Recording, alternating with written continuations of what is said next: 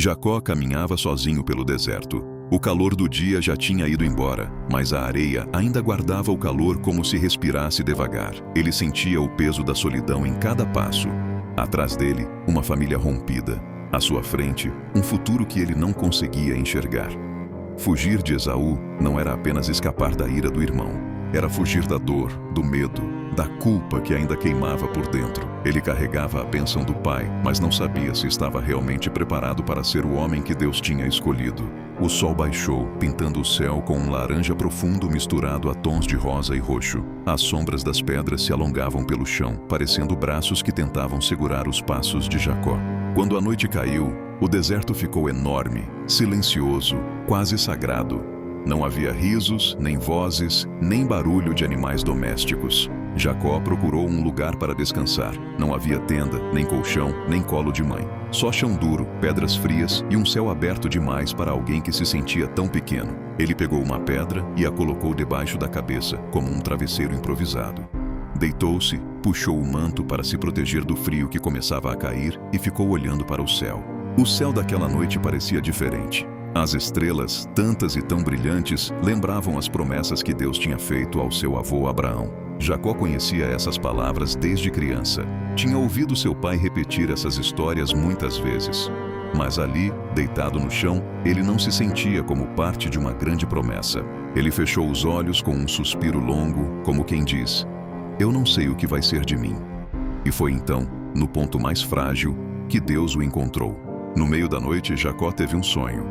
Mas não era um sonho confuso, daqueles que se misturam com pensamentos do dia. Era uma visão clara, nítida, poderosa. Ele viu uma escada gigantesca. A base estava cravada na terra, bem onde ele estava deitado. O topo, porém, desaparecia no céu, tão alto que os olhos não alcançavam. Era como se aquele pedaço de deserto tivesse se transformado em um portal entre o humano e o divino. Anjos subiam e desciam por aquela escada.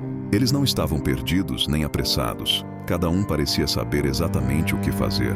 Subiam levando pedidos, desciam trazendo respostas, cumprindo ordens invisíveis. A cena era suave e, ao mesmo tempo, cheia de autoridade. Jacó nunca tinha visto nada parecido. O céu, que antes parecia distante, agora estava ligado à terra por uma ponte viva. E então, acima da escada, Jacó viu o Senhor. Não um vulto indefinido, não uma força sem rosto. Ele percebeu uma presença real, forte, cheia de glória e, ao mesmo tempo, cheia de proximidade.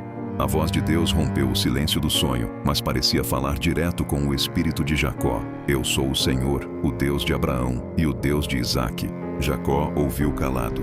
Ele estava deitado no chão como um fugitivo, mas Deus falava com ele como alguém escolhido. Deus continuou: "Sua descendência será tão numerosa quanto o pó da terra. E, através de você e da sua descendência, todas as famílias da terra serão abençoadas." Cada palavra caía dentro de Jacó como água em terra seca. Ele tinha enganado, fugido, se escondido. Mas Deus não estava ali para acusar. Estava ali para lembrar que o propósito era maior do que os erros. E então veio a promessa que mudaria tudo. "Eu estou com você. Vou proteger você por onde você for." Não era apenas uma promessa de futuro, era uma promessa de presença. Deus não estava dizendo apenas "eu farei", mas "eu estarei." A visão aos poucos foi se desfazendo, como neblina ao nascer do sol. Os anjos sumiram, a escada desapareceu e Jacó abriu os olhos. O deserto estava igual. A pedra ainda era pedra. O chão ainda era duro. O vento ainda soprava frio, mas ele tinha mudado por dentro.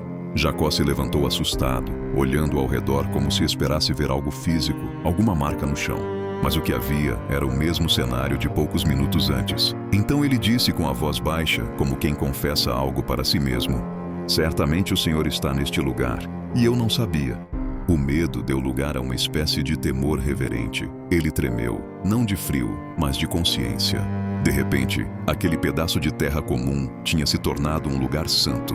Jacó pegou a pedra que tinha usado como travesseiro, ergueu-a como um pilar, um memorial.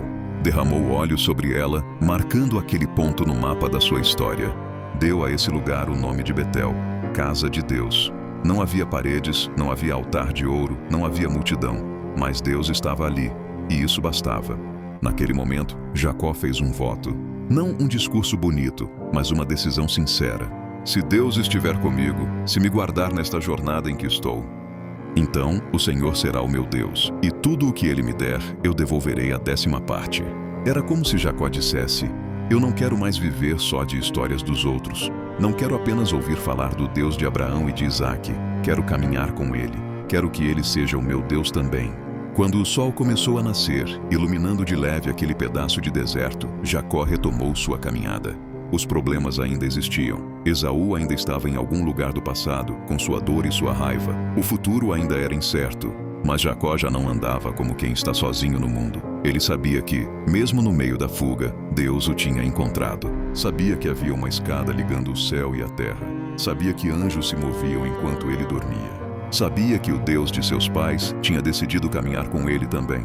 E a partir daquele dia, cada passo que Jacó dava no deserto já não era só fuga, era jornada, era processo, era caminho com Deus.